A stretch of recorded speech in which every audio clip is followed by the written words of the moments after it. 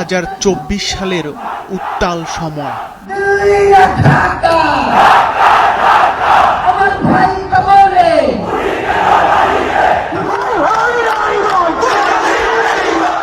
ঠিক সেই সময় সামনে আসে এক তরুণ, নাম তার ওসমান হাদি।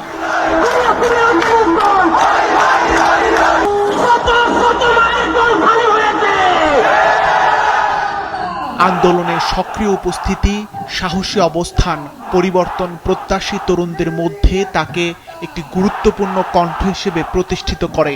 মূলত এই গণঅভ্যুত্থানই তাকে জাতীয় পর্যায়ে পরিচিত করে তোলে। স্বল্প সময়ের মধ্যেই তার রাজনৈতিক উত্থান ঘটে। সময়ের পরিবর্তনের সঙ্গে সঙ্গে তিনি নিজেকে তুলে ধরেন একটি প্রজন্মের প্রতিনিধি হিসেবে। তার নেতৃত্ব গুণ, সংগঠনের দক্ষতা ও দৃঢ় মানসিকতা তাকে ছাত্র রাজনীতির গণ্ডি পেরিয়ে বৃহত্তর রাজনীতির পরিসরে নিয়ে আসে। ওসমান হাদির রাজনৈতিক সচেতনতার বীজ রোপিত হয় তার শিক্ষার্থী জীবনেই। আন্দোলনগুলোতে অংশ নিয়ে তিনি তরুণদের সামনে একটি স্পষ্ট বার্তা তুলে ধরেন, আর তা হলো রাজনীতি মানে শুধু ক্ষমতার লড়াই নয়, রাজনীতি মানে ন্যায় বিচার, দায়বদ্ধতা এবং মানুষের অধিকার।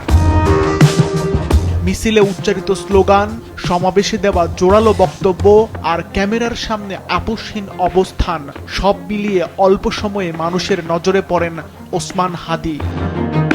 গণঅভ্যুত্থান পরবর্তী সময়ে 2024 সালের 13ই আগস্ট তিনি গড়ে তোলেন ইনকলাব মঞ্চ নামে একটি প্ল্যাটফর্ম, যার মাধ্যমে তিনি তার আন্দোলনকে ভিন্ন মাত্রা দেন।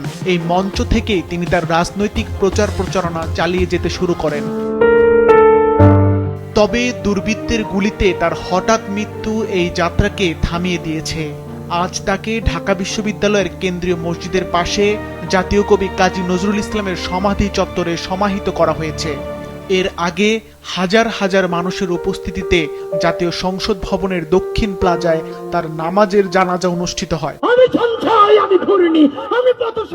সমর্থকদের কাছে ওসমান হাদি ছিলেন একজন সাহসী, স্পষ্টভাষী ও আপোষহীন নেতা, যিনি ভয় না পেয়ে ক্ষমতার বিরুদ্ধে কথা বলেছেন। স্বল্প সময়ের মধ্যে তিনি তরুণ রাজনীতিতে একটি গভীর ছাপ রেখে যান এবং সমসাময়িক রাজনৈতিক আলোচনায় হয়ে ওঠেন এক গুরুত্বপূর্ণ অধ্যায়।